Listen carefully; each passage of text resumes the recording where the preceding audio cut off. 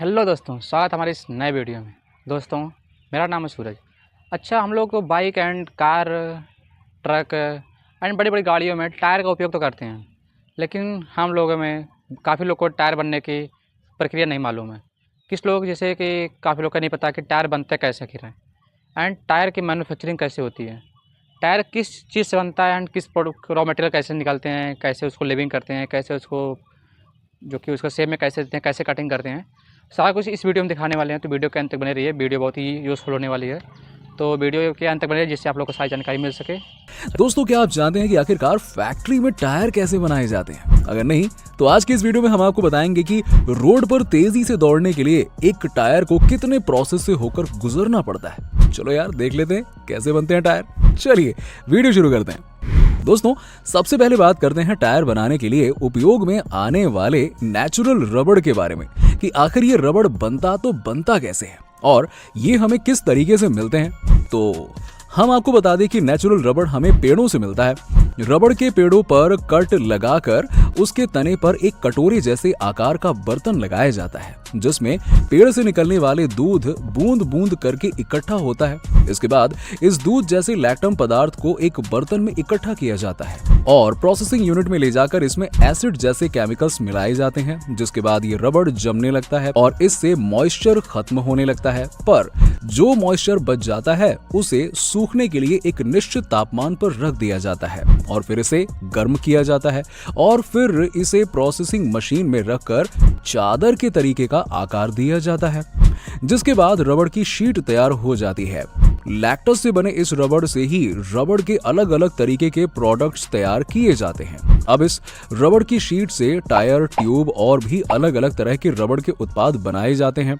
तो अब हमने जान लिया कि किस तरीके से रबड़ तैयार किया जाता है। अब इस रबड़ का इस्तेमाल टायर बनाने में किस तरीके से किया जाता है ये भी जान लेते हैं। इसका इस्तेमाल टायर को अच्छे और मजबूत बनाने के लिए किया जाता है। आपको बता दें कि टायर बनाने में नेचुरल और सिंथेटिक दोनों तरह के रबड़ का इस्तेमाल किया जाता है। वैसे रबड़ बनाने की प्रोसेस रबड़ अभी तक सफेद रंग का होता है, लेकिन जब इसे टायर बनाने के लिए इस्तेमाल किया जाता है तो इसका कलर काले रंग का होता है। आखिर ऐसा कैसे होता है यार? पेड़ से निकाला सफेद और जब बन के निकला प्रोडक्ट तो काला। तो टायर बनाने वाले रबड़ में हम काले रंग का पदार्थ मिलाते हैं, जिससे इसका व्हाइट कलर काले रंग में बदल जाता है और फिर इसे तैयार किया जाता है टायर। जी हाँ, फैक्ट्री में जाने के बाद टायर बनाने का सबसे पहला प्रोसेस कार्बन ब्लैक को टायर से मिलाने का होता है। कार्बन ब्लैक एक खास और मुलायम पाउडर होता है, जिसे रॉ ऑयल या नेचुरल गैस के साथ कॉमन क्वांटिटी में ऑक्सीजन के साथ जलाया जाता है, जिससे बहुत ज्यादा धुआं पैदा होता है और साथ ही बड़ी क्वांटिटी में बढ़िया कालिक पैदा होती है।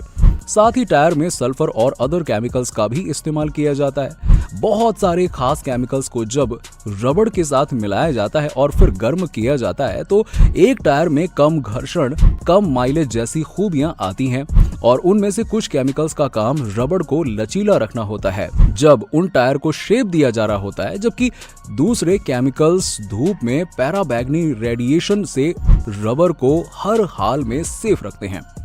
उसके बाद टायर बनाने वाली मशीन में एक पाइप जैसे ड्रम वाले मशीन के चारों ओर चादर वाले टायर से तैयार पतली पतली शीट को उस पाइप जैसे ड्रम पर रखा जाता है, जहां रबर की परतों को लपेटकर एक टायर को बनाने का प्रोसेस शुरू किया जाता है।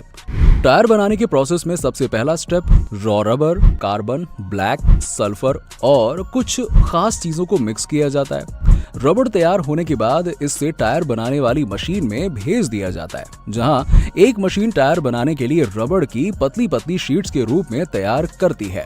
अब इस पतली पतली टायर शीट्स को ग्रीन टायर कहा जाता है। ग्रीन टायर बनने के बाद इसे अच्छा और परफेक्ट शेप देने के लिए एक डायल के शेप वाले मशीन में रखा जाता है।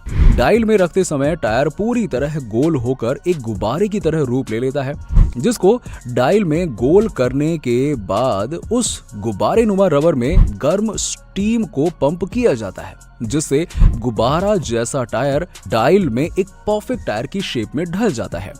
टायर का परफेक्ट शेप लेने के बाद टायर को ठंडा करने के लिए रख दिया जाता है। टायर के ठंडा होने के बाद टायर को जांच के लिए भेज दिया जाता है। फैक्ट्री के स्टाफ हर एक टायर की अच्छी तरह से टेस्ट करते हैं और साथ ही टायर के साइड वॉल और इंटीरियर में बुलबुले को चेक किया जाता है।